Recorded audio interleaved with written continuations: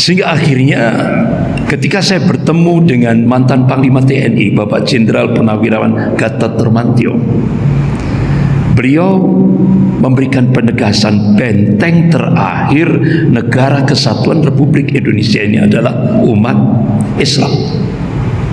Ini benteng terakhir.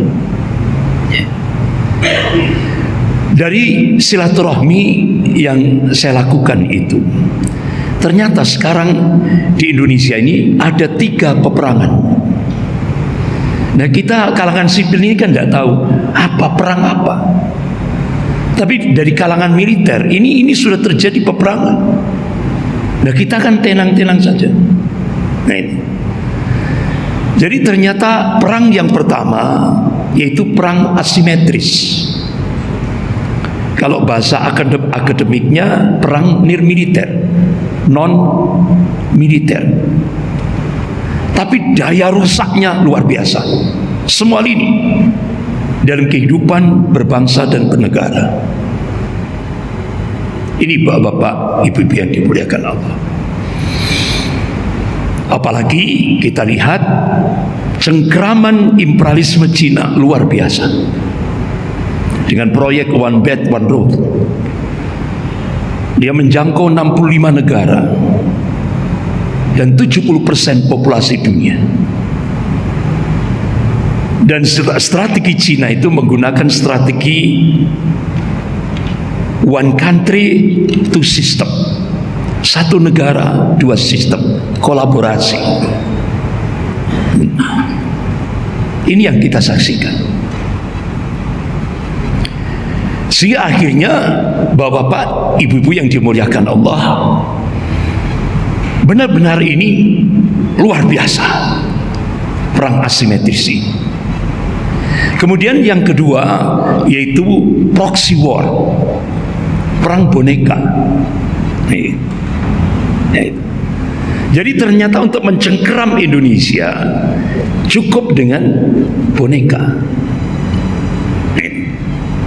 tanpa berpayah-payah. Sehingga dari beberapa jalinan silaturahmi ini saya mengatakan ternyata pengkhianat bangsa dengan penyelamat bangsa itu lebih banyak pengkhianat bangsa ini. Kemudian perang yang ketiga itu Neo-Cortex War, perang narasi. Kalau dulu masih awal-awal, mereka tahu untuk mencengkram Indonesia, lemahkan dulu umat Islam. Karena pilarnya itu TNI sudah kena, TNI sudah dikunci dengan Undang-Undang Nomor 34 tahun 2004. Tinggal umat Islam. Bagaimana strateginya? Yaitu yang pertama lewat stigma radikal. Jadi stigma radikal ini hanya hantu yang diciptakan oleh Cina untuk menjadikan umat Islam di Indonesia ini musuh number 1. Ini. Nah, selama ini kan kita umat Islam begitu mau menguat radikal. Ternyata sekarang semua sudah paham. Ternyata yang selama ini menuduh radikal, ternyata mereka yang merusak negara, bukan umat Islam. Ternyata mereka yang menuduh umat Islam ini yang menghancurkan negara. Sehingga sekarang umat Islam semakin cerdas. Semakin cerdas. Nah, sekarang bapak-bapak, ibu yang dimuliakan Allah, akhirnya setelah dengan stigma radikal itu sudah mulai gagal. Sekarang pakai strategi divide et impera, adu domba. Berapa biayanya? 20 triliun untuk adu domba sesama kaum muslimin. Ini. Nah, sekarang bagaimana? Neo-Cortex War masih digerakkan. Salah satu contoh adalah pesantren Zaitun. Ini perang Neo-Cortex War, perang narasi.